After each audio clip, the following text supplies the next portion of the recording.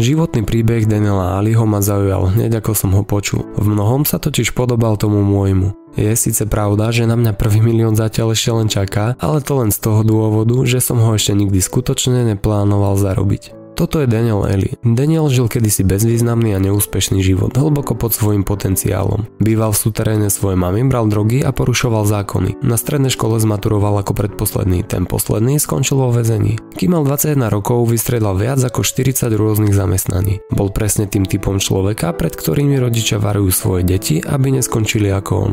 Po rôznych pádoch, sklamaniach a neúspechoch si uvedomoval, že potrebuje zmeniť svoj život. Nevedel však ako na to. Jedného dňa sa vydal do knižnice a prostredníctvom kníh začal pátrať po odpovediach. Potom ako objavil tie správne knihy, sa rozhodol, že svoj život úplne zmení. 3 roky postupne kráčal za úspechom a vo svojich 24 rokoch sa stal milionárom. Napísal 3 knihy, predniesol stovky prejavov, vybudoval úspešné spoločnosti a navštívil množstvo krajín. Jeho práca oslovila milióny ľudí a verí, že sú to práve 3 kľúčové princípy, ktoré mu pomohli dosiahnuť úspech v jeho živote.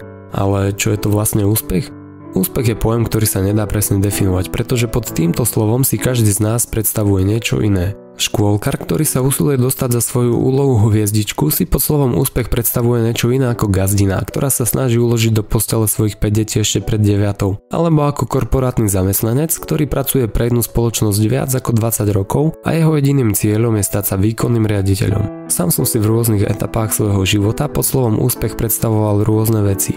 Nezáleží na tom, aká je vaša definícia úspechu. Rovnako ako Danielovi a aj mne, aj vám tieto 3 princípy môžu zmeniť život. Prvý princíp znie čítať viac kníh. Pomocou všetkých kníh sveta vieme vyriešiť všetky problémy sveta, lenže my nemáme všetky problémy sveta, takže nemusíme čítať všetky knihy sveta. To, čo potrebujeme, je čítať knihy, ktoré riešia naše problémy. Či už chceme zarábať viac peňazí, vyriešiť problémy vo vzťahu, vylepšiť si svoje komunikačné schopnosti, vysekať na bruchu sixpack alebo nájsť pokoj v duši, na všetky naše problémy nájdeme množstvo rôznych kníh. Všetci sa stávame tým, čo študujeme, preto kto chce v živote dosiahnuť čokoľvek, v knihách nájde odpovede, ako sa k tomu dopracovať. V okolí, kde žijem, nepoznám veľa ľudí, ktorí by čítali knihy. Väčšinou počúvam argumenty typu na čo budem čítať knihy, keď si môžem pozrieť televízor, alebo nemám čas na iné veci, nie to ešte na knihy. To, že som vymenil televízor za knihy, bolo jedno z najlepších rozhodnutí v mojom živote. A keby som ti mohol dať len jednu radu, ktorá ti dokáže zmeniť kvalitu tvojho života, určite by znela začni čítať knihy. Spočiatku som sa musel do čítania nútiť, ale nikdy to ľutovať nebudem. Knihy a televízor sú 2 totálne rozdielne veci. Pri sledovaní televízie totiž ľudský mozog pracuje na úplne odlišnej úrovni, ako je to pri knihách. Fantázia, predstavivosť a tvorivosť idú bokom. Vytrácajú sa sny a emócie. A aj keby bol obsah akokoľvek geniálny, časté sledovanie televízie v konečnom dôsledku otupuje, nehovoriac o podpravom vnímaní, podvedomí, stupidných reklamách a reláciách. A kto si nevie nájsť 10 minút času, má väčší problém. Ten totiž nemá vlastný život. Keď to nejde samo od seba, treba sa na 10 minút denne k čítaniu prinútiť a častokrát si ani nevšimnete ako a po pol hodine sa musíte nútiť od knihy preč. Stačí zo pár dní a časom si vybudujete návyk, ktorý posunie váš život na úplne inú úroveň. 10 minút denne môže predstavovať až 10 kníh ročne. Všetci máme čas na čítanie kníh a práve z tých, čo čítajú knihy, sa stávajú lídri. Druhý Danielov princíp je obklopiť sa tými správnymi ľuďmi. Vraví sa, že každý z nás je priemerom 5 ľudí, s ktorými trávi najviac času. Ak sa pozrieme na týchto 5 ľudí, môžeme ľahko zistiť, akým smerom vedie náš život a či vedie smerom, ktorým naozaj chceme. Ak je odpoveď nie, potom sa potrebujeme obklopiť inými ľuďmi, vodcami, tými, čo nás inšpirujú a pomôžu nám priblížiť sa k našim snom. Aj Peter Diamandis, úspešný podnikateľ a vizionár stojaci za rozvojom vesmírnych letov pre súkromné osoby, povedal: kvalita tvojho života závisí od toho, kto ide životom s tebou.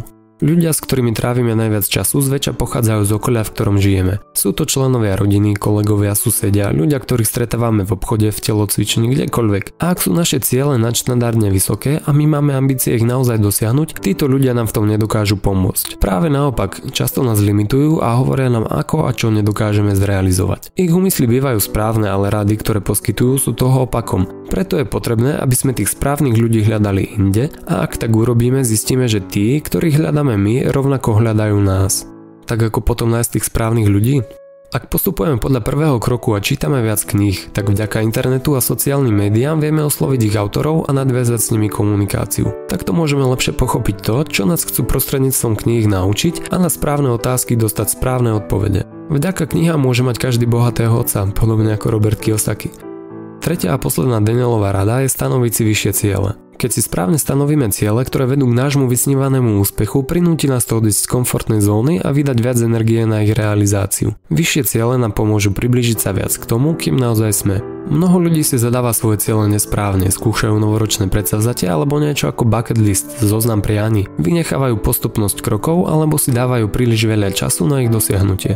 Ako si teda správne stanoviť svoje ciele? Daniel navrhuje svoje ciele radšej zapísať na papier ako nosiť v hlave a okrem toho prichádza s metódou 20 myšlienok. Tá spočíva v určení jedného hlavného cieľa, ku ktorému priradíme 20 myšlienok, ako ho dosiahnuť. Podobne to robím aj ja, hoci využívam ešte aj iné metódy a techniky. Keď viem, čo chcem, hľadám spôsoby, ako to dosiahnuť a určujem si jednotlivé kroky, ktoré ma k tomu dovedú. Avšak keď si ich zadávam, predstavujem si, že to radím niekomu druhému. Vtedy tie kroky bývajú iné, ako keby som mal radiť sám sebe. Sebe mám totiž tendenciu vyberať vždy pohodlnejšiu cestu, ktorá neopúšťa moju komfortnú zónu. Tak nie som pripravený ísť na maximum a využívam len zlomok svojho potenciálu.